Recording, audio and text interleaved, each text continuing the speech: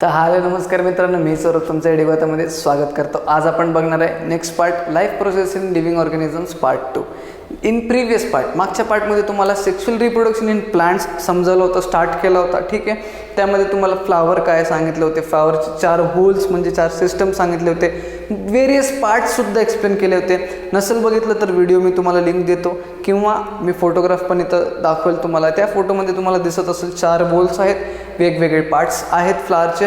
ठीक आहे, सो आजच्या पार्टमध्ये आपण बघणार आहे फर्टिलायझेशन, त्याचा next process, sexual reproduction in प्लांट्समधला नेक्स्ट प्रोसेस आणि main process which is called as the fertilisation. तर कसं होणार आहे, the main component involved in the fertilisation is ovary and the male gametes. Ovary and the male gametes, जसं तुम्हाला काल सांगितलं होतं, मेल रिप्रोडक्टिव्ह स्ट्रक्चर जे अँथर आणि फिलामेंट होते. ठीक आहे, त्याच्यातनं pollen grains are the male gamete आणि फिमेल रिप्रोडक्टिव्ह स्ट्रक्चर म्हणजे ओव्हरी होती, ज्याच्यातले ovules will be the main part considered in the fertilisation. ठीक आहे, तर फर्टिलायझेशन काय म्हणते बघूया. तर basically ovary, this is the ovary, this part is the ovary. So ovary is present at the basal end of the flower. जो काही flower असतो त्याच्या बेसल एंड म्हणजे एंडला, खालच्या बेसला ओव्हरी प्रेझेंट असते. ठीक आहे, and this ovary, in this ovary one or more ovules are present. In this ovary one or more ovules are present. इथं तुम्हाला दिसत असेल हे सगळे काय आहेत, ओव्ह्यूल्स आहेत. एका ओव्हरीमध्ये एकपेक्षा जास्त ओव्ह्यूल्स प्रेझेंट असतात. ठीक आहे, now out of these ovules embryo sac is formed. म्हणजे या ओव्ह्यूल्स पासून एक एम्ब्रियो सॅक फॉर्म होणार आहे. So what do you mean by embryo sac? So embryo sac is basically bag like structure. एक बॅग लॅक स्ट्रक्चर आहे embryo sac, ती form होणार आहे. प्रत्येक ओव्ह्यूलची एक वेगळी एम्ब्रियो सॅक फॉर्म होणार आहे. ठीक आहे, and this female reproductive structure also consist of a style which is a hollow pipe. एक हॉलो पाईप असते. ठीक आहे, ज्याला आपण स्टाईल म्हणणार आहे, ज्याच्यातून पोलन ग्रेन्स आत येणार आहेत ओव्हरीकडे. ठीक आहे, and tip of this female reproductive structure has stigma. Tip of this female reproductive structure has the stigma, ज्याच्यातून पोलन ग्रेन्स आत येणार आहे, through which pollen grains will enter the style. ठीक आहे, कळलं तुम्हाला. त्यानंतर अजून एक प्रोसेस इम्पॉर्टंट आहे which is called as pollination. So what do mean by pollination?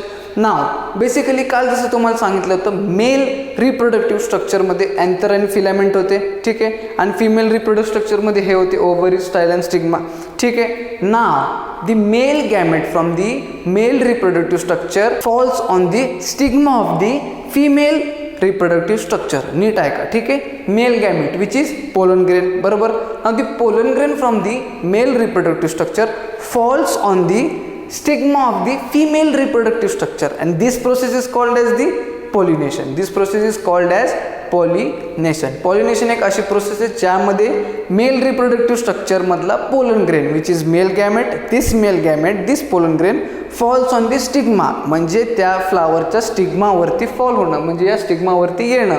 ठीक आहे, तो पोलन ग्रेन तिथून स्टिग्मावरती येणं, या प्रोसेसला आपण म्हणणार आहे पॉलिनेशन. ना पॉलिनेशन कन्सिस्ट ऑफ 2 टाइप्स. 2 टाइपचे पॉलिनेशन होतात.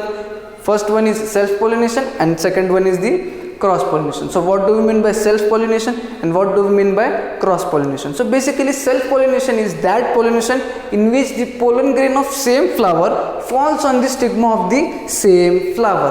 Pollen grains of a flower falls on the stigma of the same flower. म्हणजे एका फ्लावरचा पोलन ग्रेन त्याच फ्लावरच्या स्टिग्मावर जेव्हा पडतो किंवा फॉल होतो त्याला आपण म्हणणार आहे self pollination. And cross pollination, so cross pollination is basically when the pollen grain of one flower falls on the stigma of the another flower.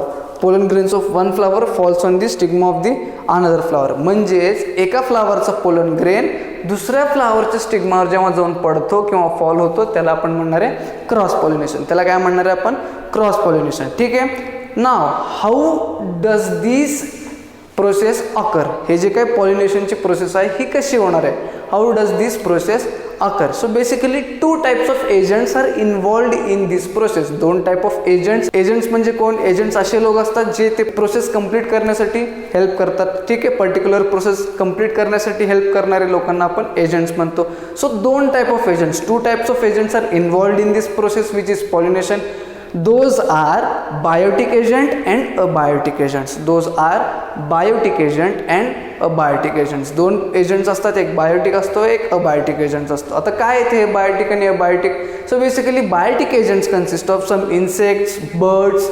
ठीक आहे, बायोटिक एजंट्समध्ये काही इन्सेक्ट्स, बर्ड्स किंवा ॲनिमल्स प्रेझेंट असतात ज्यांच्या मदतीमुळे तो पोलन ग्रेन स्टिग्मावरती येतो आणि पॉलिनेशन ही प्रोसेस होते. ज्यांच्या मदतीमुळे तो पोलन ग्रेन स्टिग्मावरती येतो आणि पॉलिनेशन ही प्रोसेस कंप्लीट होते.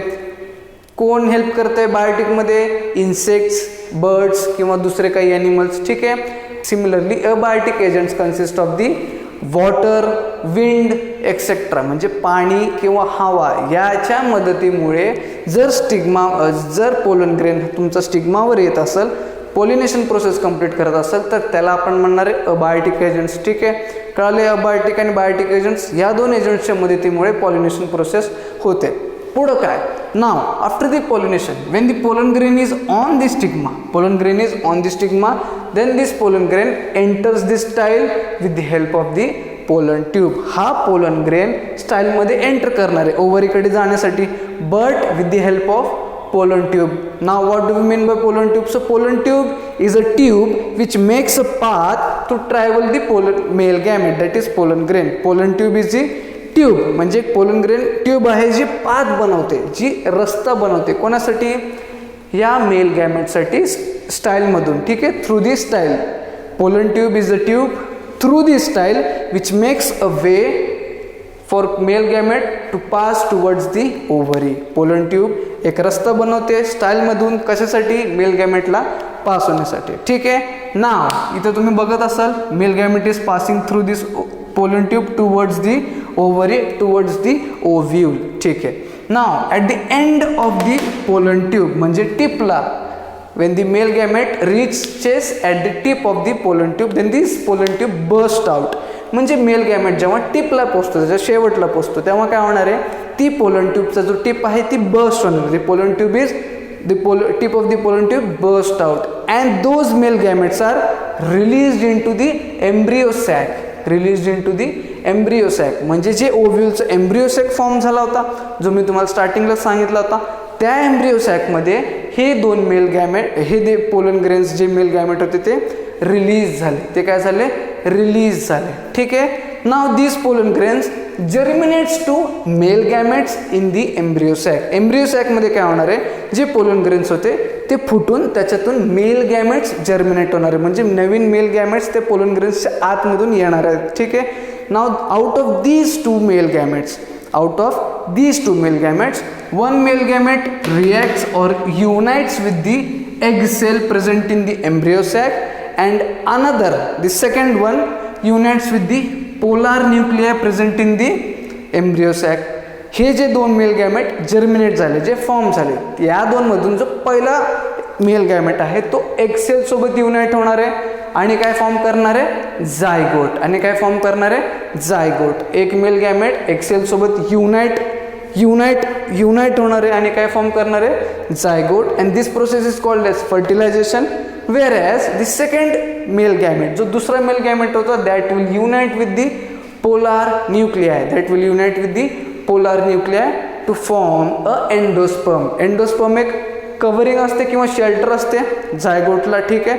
जायगोटसाठी एक शेल्टर असते, त्याला आपण एंडोस्पर्म म्हणू. मग हा दुसरा जो मेल गॅमेट आहे हा पोलार न्यूक्लियासोबत रिएक्ट करतो आणि एक एंडोस्पर्म बनवतो. So that is called as double fertilization. Why double fertilization? Because two polar nuclear involved in that process. ठीक आहे, कळलं तुम्हाला? So this was the process of fertilization. I hope तुम्हाला हा प्रोसेस किंवा हा पार्ट कळला असेल.